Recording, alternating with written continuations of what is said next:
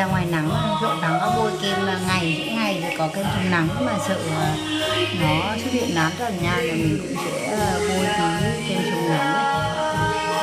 Này mọi người mà bôi kem chống nắng thì nhớ dùng từ tẩy trang nhé.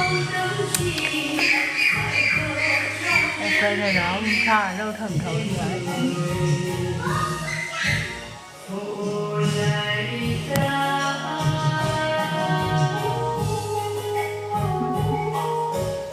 Bôi lên chân da luôn.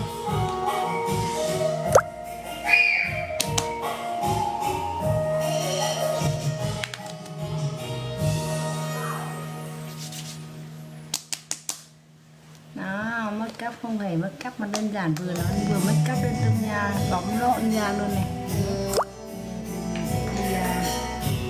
Da để phơi quần áo, nấu ăn.